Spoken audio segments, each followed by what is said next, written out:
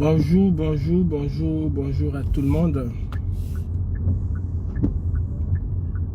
La dictature de Biya a eu raison de Raymond Kotta. Mais, mes frères, moi, je ne suis pas ici pour pleurer. Parce que chacun d'entre nous, quand on s'est mis dans cette lutte, nous connaissons très bien les conséquences des actes que nous posons contre la dictature. Nous savons qu'elle va être cruelle et qu'elle ne va pas nous laisser du répit. Ça, nous le savons très bien. Raymond Kotta s'est battu parce que de là où il est, il se bat. Parce que quand je dis s'est battu, c'est comme s'il a arrêté de se battre. C'est pas parce qu'il est aujourd'hui entre les mains de la dictature qu'il a arrêté son combat. Il se bat pour que le Cameroun change, pour un Cameroun meilleur. Il se bat pour tout le monde. Et les mots me manquent. Je suis peiné, je suis touché. Mais nous sommes des militaires, des soldats en guerre. Et quand un soldat tombe, on continue le combat. On ne s'arrête pas. On continue. Avec la douleur dans l'âme. Avec parfois la peur au ventre. Parfois la larme qui coule ou les larmes qui coulent. Mais on continue. On se doit de continuer. Ce que je veux dire, c'est que le message de la dictature par rapport à l'arrestation de notre frère, Dame, c'est un message subliminal. Vous savez qu'aujourd'hui, beaucoup de jeunes s'intéressent à la politique. Beaucoup de jeunes se battent contre cette dictature. Pendant que nous sommes en train de chercher parmi nous les plus beaux, les plus forts, eux, ils sont en train de se préparer pour 2025. J'entends les gens dire ici tout le temps que oh, le régime a peur. La peur a changé de côté. Ce régime n'a peur de personne. Il faut qu'on enlève ça dans notre tête. Le régime dictatorial de Biya n'a peur de personne. S'ils ont été capables d'aller fabriquer des faux observateurs de Transparency International, tout en sachant le tollé que ça allait donner, arrêtons de dire qu'ils ont peur. Ils n'ont peur de personne. Au contraire, ils se préparent. La seule personne, l'ensemble, si je veux dire, qui fait peur à ce régime, c'est la masse populaire. Et justement, ils sont en train de travailler pour que cette masse populaire ne puisse pas s'exprimer. Raymond Kotta, c'est pas aujourd'hui qu'on sait qu'il est au Gabon. Ils le savent depuis. Ils savent depuis que Raymond Kotta est au Gabon. Pourquoi ils n'ont pas arrêté Raymond Kotta en 2018 quand c'était encore chaud? Quand on chassait Paul Biya partout? Non. Ils ne l'ont pas arrêté en 2018 parce que ce n'était pas opportun. Ils ne l'ont pas arrêté en 2020 parce que cela n'était pas opportun. Mais on vient l'arrêter aujourd'hui, à l'aube d'une élection. Quand certains jeunes commencent à s'émanciper, à s'ouvrir, à s'intéresser à la chose politique, ben c'est pour dire à ces jeunes-là, faites attention parce que nous sommes capables de vous traquer, de vous arrêter partout où vous êtes. C'est un message qu'ils envoient à cette jeunesse-là. Ils sont en train de préparer la répression de 2025. Ils sont en pleine préparation de cette répression. Je vais m'arrêter quelques minutes parce que mon téléphone est très mal posé et c'est pas très bien de conduire sous ces conditions-là. Mes frères, essayons un temps soit peu d'avoir une petite réflexion. Nous passons le temps dans des distractions, dans des choses stériles et plurielles qui ne nous apportent rien du tout. Il y en a qui vont commencer à se réveiller. Libérer Raymond Kotta. Celui-ci va mettre sur son poste. Libérer Raymond Kotta. Libérer Raymond Kotta. Ils ne vont pas libérer Raymond Kotta. Combien de libérer Olivier Boubou-Nissak nous avons fait? Combien de libérer Alain Foguet nous avons fait? Combien de libérer les prisonniers politiques du MRC nous avons écrit? Combien? L'ont-ils fait? Non. Les seules fois où ces gens ont pu libérer les prisonniers, c'est quand nous avons tapé du poing sur la table. C'est quand nous avons été aussi violents avec eux comme ils le sont avec les autres. Si nous ne sommes pas prêts aujourd'hui à passer aux actions concrètes, arrêtons avec les slogans vides et pompeux.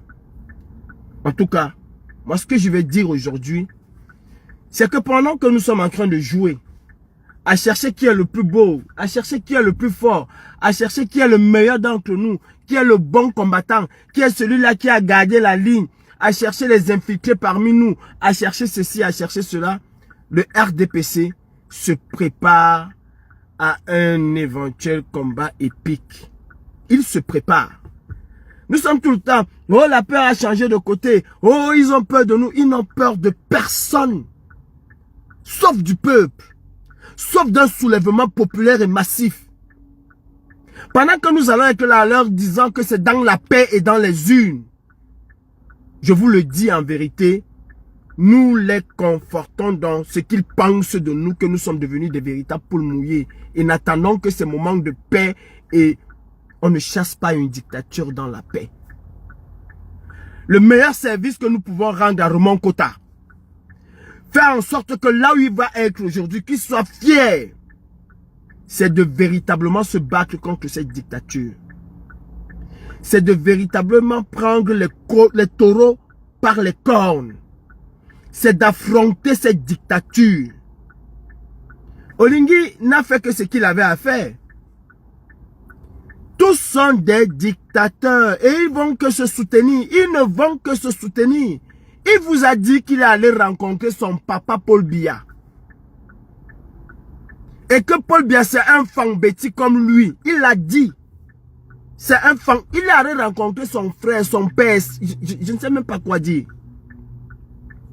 Est-ce que c'est aujourd'hui que Biya transgresse les lois? C'est pas aujourd'hui. Il bafoue les lois dans son propre pays. Et vous attendez que les lois internationales, il ne va pas les bafouer? Non, il les bafoue. On rêve où on sort d'où même en fait? Nous sortons d'où? Où est-ce qu'il a pris Siseko Ayoktabe qui était réfugié? C'est au Nigeria, non? C'est pas au Nigeria qu'il a pris Siseko Ayoktabe? Est-ce qu'il a tenu compte des accords de Genève et de ceci? Non, il s'en bat les yeux. Il s'en bat les yeux. Où nous changeons de discours et nous devenons véritablement radicaux comme nous avons été en 2018, 2019, 2023. Où nous continuons à dire c'est dans la paix et c'est dans les urnes. Et alors on cesse d'être des activistes et on devient des partisans et des sympathisants. Ben, allons-y. Allons-y. Mais ne venons pas pleurer en 2025. Parce que pendant que nous préparons dans la paix et dans les armes et dans les urnes, eux, ils se préparent dans la brutalité et dans la répression. Eux, ils sont en train de se préparer dans la brutalité et dans la répression. Mais une répression qui ne va pas dire son nom en 2025. Ils ont arrêté Raymond Kota. C'est pour faire peur à toutes nos mamans au Cameroun. C'est pour faire peur à nos familles au Cameroun. C'est-à-dire, toi, le jeune qui commence à t'émanciper, a dit, mais il faut que mon pays change. Quand ta mère voit comment Raymond Kota est en train de subir ce qu'il subit aujourd'hui, elle t'appelle directement au téléphone. Même si tu es en Europe, sors dans la politique. Qu'est-ce que tu fais? Oh, je ne veux pas qu'on vienne me tuer ici. Oh, je ne veux pas qu'on vienne faire ceci. Oh, on commence à te mettre une certaine pression. Ils sont en train de dire aux jeunes Camerounais, même qui parlent au Cameroun, que votre tour arrive.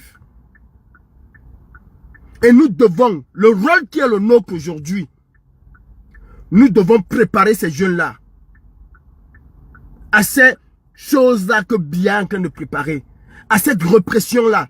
Nous devons mentalement et psychologiquement préparer ces jeunes. Un activiste qui se dit véritablement activiste, avec ce qui se dessine au Cameroun, ne peut pas dire c'est dans la paix et dans les urnes. Laissons le politique gérer sa paix et ses urnes. Laissons le politique gérer sa paix et ses urnes. Et je le dis à haute intelligible voix, lui-même n'y croit pas que c'est dans la paix et dans les urnes. Lui-même n'y croit pas. Il a écrit à toutes les organisations du monde. Biya fait ce qu'il voulait. Voilà le mandat de Biya qui finit l'année prochaine. Est-ce que parce qu'il a écrit à l'ONU, parce qu'il a écrit à l'Union européenne, à l'Union africaine, est-ce que cela a amené Biya à flanchir? Non. Ou à fléchir? Non. Boubou Nissa n'est-il pas en prison aujourd'hui? Alain Fogué et les militants du MRC ne sont-ils pas en prison? Est-ce que Biya a fléchi? Non. Biya ne partira que par la force. Biya Bivanda Barthélemy ne partira que par la force. Si vous ne voulez pas croire, ne croyez pas. Si vous pensez que c'est aller écrire libérer, libérer, libérer, nous avons tant écrit de libérer. Si les libérés pouvaient libérer, c'est que je suis sûr qu'Alain Fogué et Olivier Boubou-Nissak aujourd'hui seraient déjà libres. Il y a les militants du MRC qui n'ont strictement rien fait, qui se retrouvent en prison. On a dit, oh, c'est illégal. On est en train de les juger au tribunal militaire. Cela a changé quoi? Qu'est-ce que cela a changé? Qu'est-ce que cela a changé? Rien du tout. Il y en a qui vont te dire, oh, allons à l'ambassade. Ils sont déjà aguerris à ça. On va aller à l'ambassade, la police va venir dire, ah, ok, c'est bon, vous avez écouté. Ils sont déjà aguerris à cela. Ils sont déjà aguerris à cela. Ce que nous devons faire aujourd'hui, c'est ce que nous avons su bien faire en 2018. Nyad vient là en Europe, il se soigne carrément, tranquillement. Personne ne dit, il faut qu'on aille trouver Nyad là où il est. On essaie de perturber l'hôpital avant pendant une semaine. Personne ne le dit. Ces ministres-là viennent dans le Soussongo ici. Personne ne dit qu'il faut aller chercher ces ministres-là. Au contraire, il faut qu'on commence à les rendre la vie aussi difficile que ce qu'ils ont fait. Les résistants gabonais, vous devez prendre vos responsabilités. Parce que les Camerounais que nous sommes, le Camerounais que je suis, l'Africain que je suis, j'ai fait votre palabre. J'ai été de vos côtés. Le peuple camerounais a été de vos côtés. La résistance camerounaise a été de votre côté. Olingi, qui, certes, pour certains apporte de l'espoir, ne pouvait pas se comporter comme il s'est comporté. Il l'a fait. Il n'y a rien qui va changer le fait qu'il l'a fait. Moi-même, on a voulu m'arrêter ici à 15 h, me mettre dans le vol. Et vous auriez été au courant le lendemain. Vous auriez dit libérer. Vous auriez dit Paul Biya, dictateur, Macron complice. Cela n'aurait jamais fait que Biya me renvoie en France. Jamais. Mes avocats allaient faire des recours ici et monter et descendre. Cela n'allait jamais faire que Biya. On a arrêté Thierry Michel Atangana, français de son état. Il a passé 17 ans en prison. 17 ans. Cela ne veut pas dire que la diplomatie française n'a pas essayé de le sortir de là. Mais il a passé 17 ans en prison, 17 années. Les libérés ou les pressions ou les pas de pression ou bien libérés quand ils voulaient. Si nous aimons Raymond Kota, arrêtons de bavader. Passons aux actes. Arrêtons de chercher qui est le général, qui est le capitaine, qui est le caporal, qui est ceci. Arrêtons de chercher cela parce que cela n'a rien rapporté. Au contraire, cela a décu cette lutte.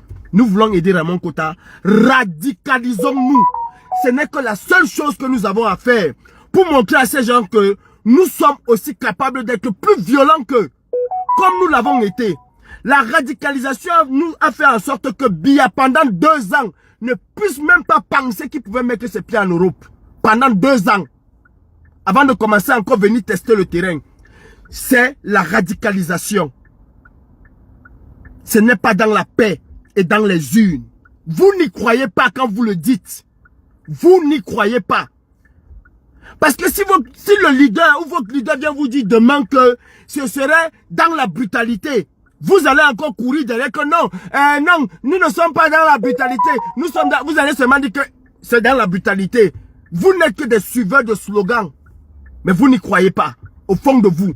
Aucun Camerounais conscient ne croit pas, ne peut pas croire que Biya partira parce que les urnes ont donné leur verdict. Aucun Camerounais. Aucun. Tous ils sont là. Ils ont besoin. Tous ils sont là. Ils ont besoin de rester où ils sont. Sinon, Nyadi Fendi Marcel allait jeter l'éponge depuis. Sa famille allait le demander de laisser tomber l'histoire. Mais non, il s'accroche au pouvoir. Il s'accroche au pouvoir. Il est là, il s'accroche. Mordicus, je ne bouge pas. Kava Yege Djibril, pareil. Je ne bouge pas. Personne ne veut laisser. Donc mes frères, à un moment, arrêtons un peu. Arrêtons un peu de rêver. Arrêtons un peu de rêver. Libérez, libérez, libérez, libérez, libérez. Ils ne vont pas le faire. Ils ne vont pas le faire. Ils ne feront pas. Souvenez-vous du commando du Meurice. Oui, ça fait peur à Biya. Souvenez-vous de la bataille de Genève. Ça fait peur à Biya. Souvenez-vous, quand nous décidions fermer les ambassades, ça se fermait. Mais nous avons fait comme les grands frères du quartier, à force de taper sur les petits du quartier. Un jour, le petit se rebelle, il te dit carrément que grand frère,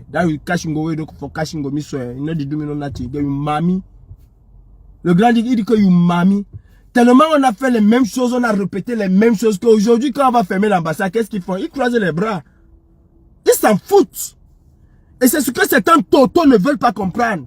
Un de, allons à l'ambassade du Cameroun. Un de, allons à l'ambassade, Paul Biya va partir. Ils s'en foutent. Ils s'en foutent. Calculons une cérémonie où l'ambassadeur là, il se trouve là-bas. Une cérémonie où il est là, il se trouve. Les gens vont sortir avec le Songo sur la tête. Là, ils vont comprendre que les enfants là se sont réveillés dans leur sauvagerie qu'ils savent faire. Et ils vont un peu baisser d'un cran. Nous sommes en train de préparer une élection cruciale au Cameroun. Qu'est-ce qui nous montre qu'il y a quelque chose qui va se passer? Rien du tout. Les gens vous disent seulement non, nous sommes dans la stratégie. La stratégie ne se dévoile pas. Non, mes frères, arrêtez. Dans le monde entier, les dictateurs qui ont sauté, il y a eu des choses, des signes annonciateurs que voilà, il y a quelque chose qui se prépare. Il y a quelque chose qui se prépare. Même quand c'est parti de manière spontanée, ce n'est pas parti de manière spontanée et directement le régime est tombé de main. Non, c'est parti de manière spontanée et c'est resté dans la continuité. Une journée, 2 journées, 3, 4, 5, 6 jours, une semaine. Le type comprend que ici là, ça ne peut pas. Il fait même la répression, les gens accélèrent encore dans le mouvement. Mais on nous dit de nous préparer à aller vers les élections dans la paix et dans les urnes. C'est-à-dire qu'on devient Jésus. On devient Jésus. On me gifle ici, je donne l'autre. Je dis papa tape encore. Merci, malapteur. On devient Jésus. Avec des monstres. Oh. Vous allez m'insulter. Vous allez insulter ceux qui ne pensent pas comme vous. C'est votre problème. Mais la réalité 2025 va nous prouver. Raymond Kota, on n'a pas arrêté Raymond Kota parce que Raymond Kota, c'est le caporal grillé. Non, non, non, non. Non. C'est pas la plus grande prise de guerre de Biya. Mais en arrêtant Raymond Kota, ils font de Raymond Kota aujourd'hui un héros. Je te dis, mon frère, c'est extrêmement difficile de savoir qu'on va être torturé à vie. C'est extrêmement difficile. Et je comprends ton désarroi. Mais reste l'homme que tu as été.